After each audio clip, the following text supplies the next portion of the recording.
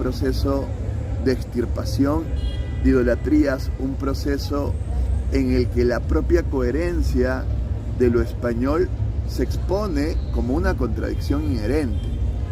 Entonces, así los Hamburgo hayan tenido alguna visión para crear una nación, claramente los españoles que vinieron acá nunca la tuvieron, ¿no?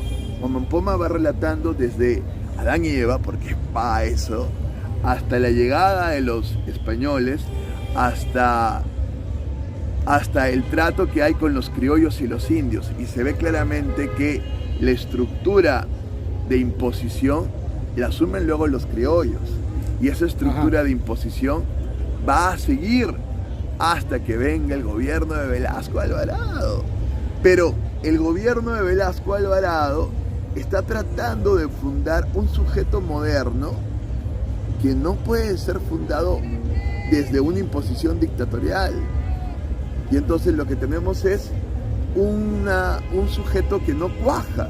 Y el último intento, porque este sujeto cuaje, va a ser en la guerra interna con Abimael Guzmán, que otra vez fuerza la huevada y no logra integrarse con toda esta población a la que le quiere imponer un marxismo que ellos no comprenden ni entienden, encima un marxismo maoísta, ¿me entiendes? Y entonces esto es como querer hacer un Frankenstein bien loco y encima imponiéndolo al otro sin poder escucharlo, sin poder ver hacia dónde puede ir. Pero Velasco en sí... Entonces, solamente quiero rescatar lo que menciona mi estimado amigo ahí quiero terminar y filósofo, de que los criterios sobre los que nos hemos basado, en lo que hemos sustentado, son tres pilares. Jus solis, ¿dónde naces? Pero ese es latín, ¿cierto? Sí. Jus sanguis, ¿cómo fue producto de tu existencia en cuanto a tus orígenes genéticos? Y eso se dio en el Perú con el mandato de los Austrias, con la primera migración que llegaron desde la península, porque empezaron a crearse nuevas naciones. Y el tercer componente importantísimo era el bautizo en la fe católica. Y eso se dio justamente, algunos dicen con la excusa para crear las encomiendas, que obviamente terminaron abusos de las haciendas luego, ¿no?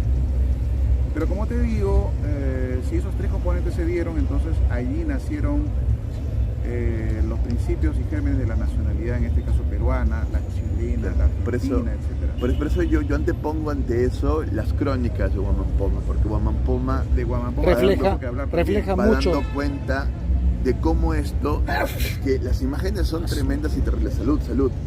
Van dando cuenta de cómo esto se va imponiendo, ¿no? Y tú ves estas imágenes del cura agarrando de los cabellos, como riñéndoles, ves a los dominicos azotando a la India que no está haciendo su telar de correcta manera.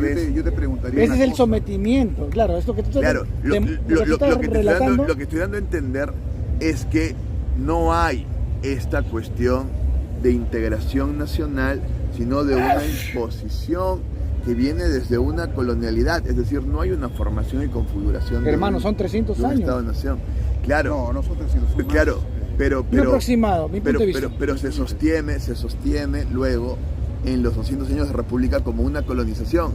Y lo que hace Velasco es una neocolonización, como el amigo de alguna manera creo que también apunta. Y lo que hace nuestro amigo Abimael Guzmán es una super neocolonización. Ahí sí tengo que decir de amigo no tiene nada. Sí, ya sabía. Pero si me permite la réplica, ya que se ha atacado. Ya, pero voy a terminar porque todavía no la concluí. Ahí discrepo porque de amigo no tiene nada, es asesino. Ya lo sé, ya ibas a venir. Te estaba provocando. Ya empezó la polémica. Están grabando. Pero la cuestión es, ¿por qué no? La cuestión es, a lo que apunto es que lo que hay en él es un proceso de neocolonización, no un proceso de emancipación y de liberación, sino que está imponiendo una ideología a un pueblo que no la puede procesar, que no la puede comprender y no la puede integrar. Entonces estamos en procesos impositivos. Adicionando lo que tú dices permanentemente, para por lo mismo, un poco nomás, para intervenir un poquito nomás. El ejemplo podría ser el Coricancha. El Coricancha era un templo incaico y después se instaló, se impuso encima. Físicamente tú lo ves a tus ojos y ahí está la iglesia. ¿cierto? Pero Adelante, claro, Pepe Charlie, por favor. Claro. Si no me interrumpen. ¿no? Pepe Charlie, por favor, Pero yo adelante. quería terminar. Ya, termina, por favor. Permanecen acá. Y termina, pero sé breve. No, pero si me permite, estoy en Ya, mi turno. está bien. Lo que te quería decir es que Adelante. tampoco puede ser tan sesgado en cortar la historia simplemente desde lo pre-inca, inca, porque mucho antes hubo mucha más historia. Nombre del Coricancha y una superposición, porque en todo caso yo diría que según la sabia Ruth Rodríguez Sotomayor, ecuatoriana, el inglés Augustus Le Plantgeon, según el argentino investigador también Henry Giroir y otros más investigadores, yo te podría hablar de europeos también, como el caso de Pablo Novoa Álvarez. ¿Qué cosa es lo que sustentan? Sustentan de que lo inca tampoco fue lo primario u originario, ¿no? Todo lo contrario, antes de lo pre-inca inclusive estaba la cultura caramaya, y la cultura caramaya, según los vestigios encontrados en Cueva de los Tallos, de acuerdo, podría tener mucho más de lo que la historia oficial menciona. Y en Cueva de los Tallos, según las investigaciones de Joan Moritz, han encontrado escritura, han encontrado culturas representadas en tablas y planchas de metal. Arte rupestre. Y eso quizás haya sido el motivo de la verdadera guerra que hubo entre Perú y Ecuador por Cueva de los Tallos, que son cuevas que quedan entre Perú y el Ecuador.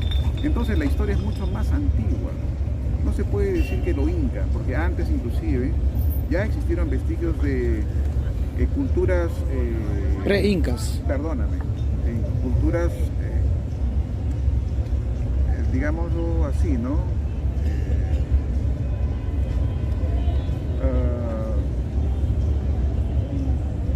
Negroides y también caucásicos. Y eso se ha encontrado en Cueva de los Tallos, representaciones de las civilizaciones antiguas. Mira, esto rompe inclusive el esquema que decía Carlos Marx, ¿no? De que primero viene la prehistoria, luego la historia, y etcétera, etcétera, ¿no? Luego, primero viene el periodo de la prehistoria, luego viene la esclavitud, el feudalismo, el capitalismo, y luego vendría un supuesto socialismo. Bueno, todo este mito se rompe porque la sociedad antes de la escritura, o no civilizada, supuestamente tendría 10.000 años y estaría representada en las cuevas de Altamira, ¿no? Ahí hablaríamos de la prehistoria, ¿sí? Sin embargo, cuando hablamos de Cueva de los Tallos, estamos hablando de otra cosa, porque antes de la prehistoria, ¿no? De estos pueblos originarios, Ya estamos yendo. sí, ahorita vamos a ya existían reinos, y otras civilizaciones, y otras culturas, y otros grupos étnicos. Entonces tampoco se puede decir de que, como tú dices, en el templo del Coricancha hubo una superposición de culturas, porque yo diría que los incas también, porque es reciente, ¿no? Se impusieron a otras preculturas que anteriores. No sabemos si son verdaderamente originarias o aviayalas, como se les llama o denomina, o incluso si son caramayas, no sabemos qué hay más atrás. Lo que sí es que hay vestigios. Y esos misterios nos van a permitir concluir que todo es relativo. Perfecto. Así que cuidado con lo que dices. Le agradezco. Perfecto. No, Más bien, yo.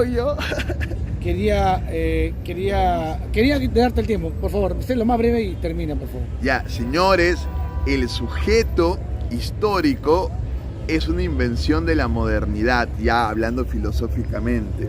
Nosotros no podemos decir que las otras culturas han tenido una concepción histórica, porque eso implica una concepción progresiva de cambio, de transformación, de mirada hacia el futuro. Y eso no ha habido en las culturas andinas, ¿no? Eso por el lado filosófico, por el lado del concepto de la historia. Y lo que tenemos, ya yendo a la historia, es la imposibilidad de lograr ese sujeto que mira hacia adelante, que pueda transformar la realidad y que pueda alcanzar la autonomía. Ajá. Ahora, ¿podemos hacerlo ahora? No, porque estamos en una posmodernidad, en una deconstrucción. Es decir, se hacen distintas lecturas de la modernidad, de la Constitución, de los derechos, y cada uno va tirando para su lado. Hay que entrar en un proceso de redeconstrucción y hay que dialogar y alterar los sistemas para lograr una comunión y un biotejido espiritual.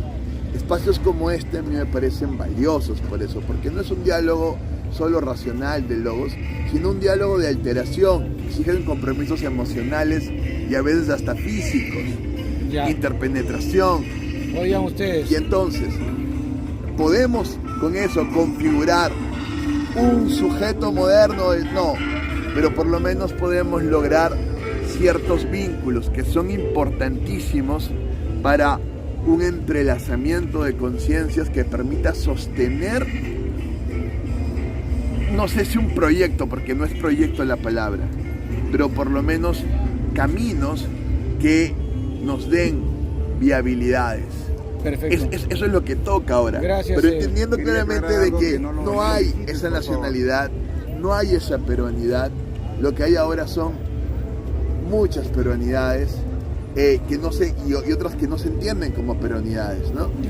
Y sería interesante determinar hasta dónde hay un sentido de peruanidad y hasta dónde no. En estas marchas la huifala hace su aparición, pero cada vez más fuerte. Y entonces hay otros símbolos, hay otros signos. ¿Me permites? El mito de